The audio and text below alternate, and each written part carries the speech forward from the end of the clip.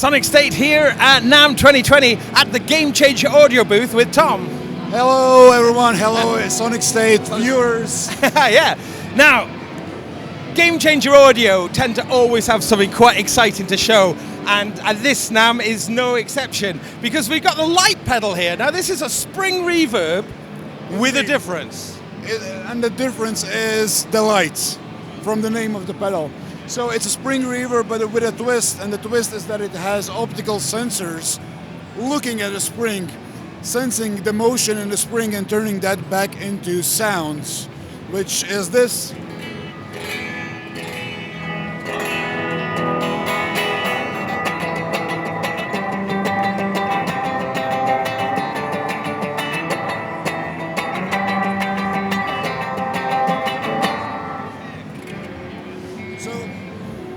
So is the sound not traveling through the spring, but just the motion that's being detected by the optical, is it? Yeah, I mean, it starts out like a regular spring reverb. The differences start how you harvest the sounds, right? And I mean, as you know, we like to play with optics, you know. In our motor synth, the optics are looking at the movement of the movement of the printed wave shapes. Yes. Here they're looking at the movement of the spring. Okay. And the benefit is really just a different frequency response, a different feel. You know, we're not saying that, oh, you should replace your old spring reverb. This is just something new, a new feeling, new sensation for your touch. Yeah. So we can see that there's some typical controls on here, like a dry mix, and then what does the optical control do, for instance? So the optical control just blends in the optical spring. It also has regular spring sounds, the old school. So you can do a mix of both. Yeah. But obviously the optical is the thing, you know. I'm not going to demo a regular spring sound for you. Okay. I mean, the essence is the optical sound. Okay. So then, looking on the right-hand side there, we've got a bunch of extra parameters with a control knob. Can you talk us through that a little? So the control knob changes a parameter for every setting that you have here.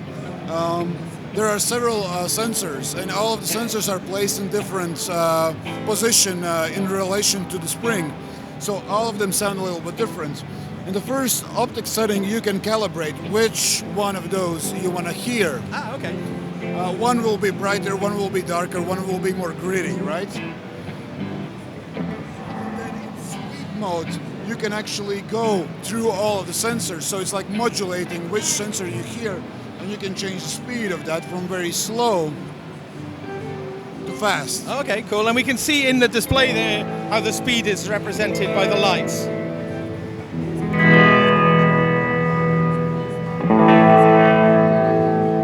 And this will add a slight kind of movement to your sounds. Almost like a kind of Leslie sound a little bit. Yeah, something like that, sort of like that.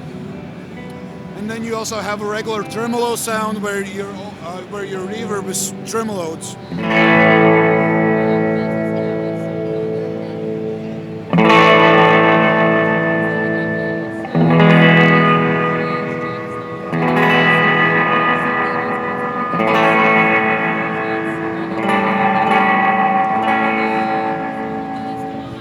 It's so much brighter than a regular spring sound. And you can tame that brightness with the tone control, obviously. Okay. Another cool feature is that it has an envelope. Oh, okay. So the envelope obviously responds to your playing. Is that an envelope follower? Yeah. So, well, it affects it ducks or gauge the reverb. So you can make it a ducking reverb, so it appears only after you play the sounds. Or it can appear only while you're playing. Acting almost like a gate. Yeah. Yeah. And you can combine that with feedback control. You can add a lot of feedback and make it really nasty sounding, but control that with the envelope. Cool. So then, and then we got harmonic at the end there. So the harmonic mode adds another gain stage before the spring tank, just to exaggerate some of the upper harmonics. So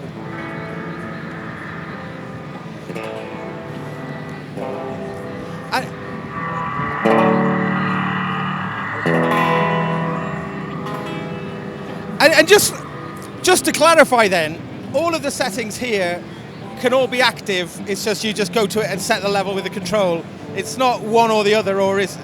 Well, we're still working on details like that, but yeah, for example, if you set the optics, you choose which sensor you want to hear, that will stay the same for all of the settings. Yeah, great.